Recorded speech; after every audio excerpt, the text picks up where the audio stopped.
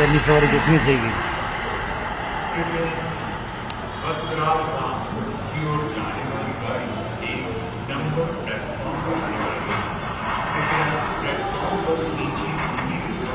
ভারতের আহমেদাবাদত লন্ডনগামী এয়ার ইন্ডিয়ার একখান বিমান বিধ্বস্ত হয়। এই বিমানের নাজিমু 242 জন আরোহী আছিল, তার মধ্যে 232 জন যাত্রী এবং 10 জন ক্রু সদস্য। যাত্রীদের মাঝে 169 জন ভারতীয়, 53 জন ব্রিটিশ নাগরিক, 7 জন পর্তুগিজ এবং 1 জন কানাডীয় যাত্রী আছে। জানা গিয়ে স্থানীয় সময় বেলা 1:39 সর্দার বল্লভভাই প্যাটেল আন্তর্জাতিক বিমানবন্দরত টেক অফ গতিল বিমানযান, তবে 1 মিনিটের মধ্যে এয়ার ট্রাফিক কন্ট্রোলের যোগাযোগ হারাই ফেলে।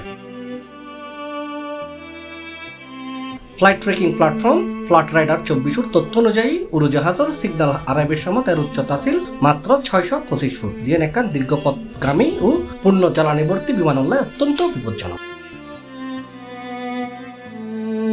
ভিডিও ফুটেজত দেখা গিয়ে উড়োজাহাজ উড়ানোর পর উড়ে উড়িত না পাইছে। ফরেন হঠাৎ করে তীব্র বাকলয় এবং দ্রুত নামিয়ে আসতে থাকে। এরপর এক প্রচন্ড বিস্ফোরণের শব্দ নজয় এবং দেখা যায় এক বিশাল অগ্নিগোলক শহরের উড় দিয়ে ঘন কালো ধোঁয়া উঠতেও দেখা গিয়ে।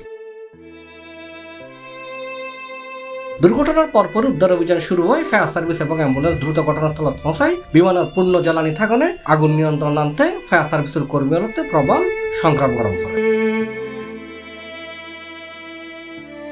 এই দুর্ঘটনায় বিমানত্যাগন্যে যাত্রী এবং ক্রুওলর প্রায় 200 নিহত বলে ধারণা করেন আহমেদাবাদ পুলিশে। তবে শেষ খবর ফোন পর্যন্ত এই উড়োজাহাজের 11 এ নম্বর সিটতে যে থাকন্যে এক যাত্রীরই জীবিত উদ্ধার করা হয়। ঘটনাস্থল উদ্ধার করে তারা হাসপাতালে ভর্তি করা হয়, তবে তার শারীরিক অবস্থা সম্পর্কে বিস্তারিত কিছু জানানো যায়।